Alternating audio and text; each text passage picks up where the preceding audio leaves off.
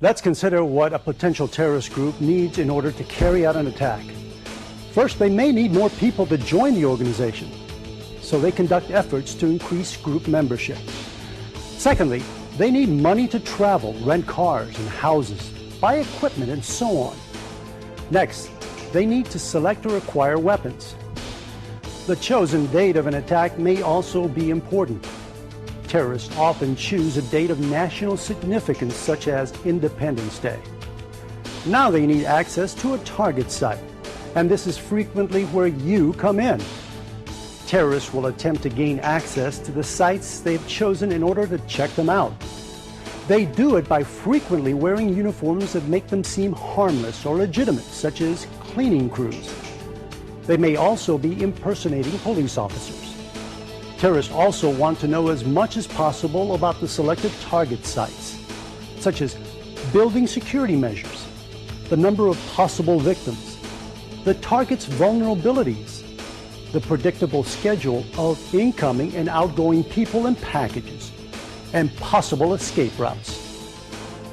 The following tape excerpt was captured from a terrorist in Singapore by Singapore intelligence.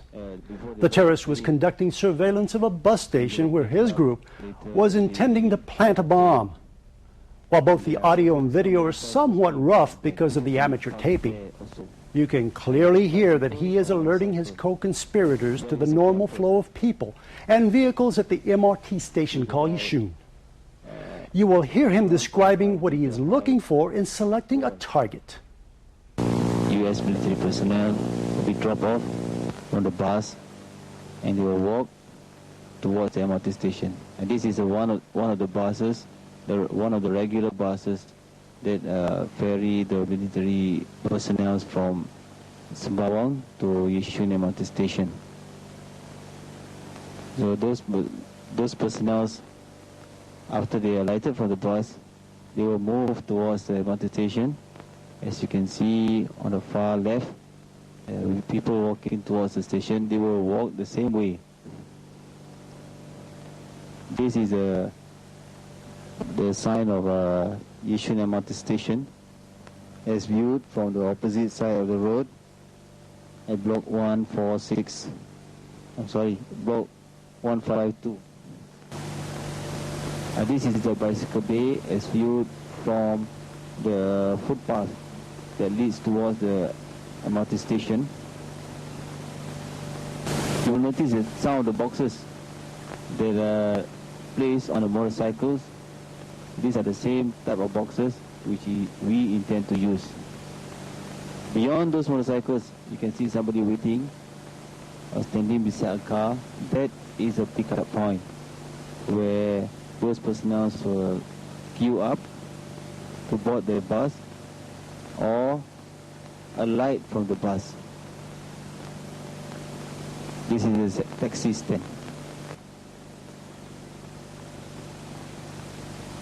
There's the entrance of the temple with many vehicles parked there. So it will not be suspicious to have a motorcycle or a bicycle there. The pillars of the MRT tracks are very, very solid. You will notice there's a drainage hole. It might be useful. The next step is also crucial. The terrorists must now attempt to move their chosen weapons into position. This is also a vulnerable point in the process, and one in which your powers of observation are important. If the terrorists succeed in moving their chosen weapon to the site of attack, their next step, unless it is to be a suicide attack, is to escape. What is your role as a security officer in the prevention and possible handling of a terrorist attack? It can be summarized in 3 words: recognize, report, and react. This program will train you how to recognize pre-incident indicators in the stages we just described and show you what you should report about what you notice. Reporting events or suspicions according to your post orders is very important. The program will also show you how to react both in cases of suspicious activity and in the case that a WMD attack occurs. In the following lesson, we will go into more detail about each of the 3 steps and stages. At this point, please return to the main menu and turn to Activity 3 in your Learner Workbook.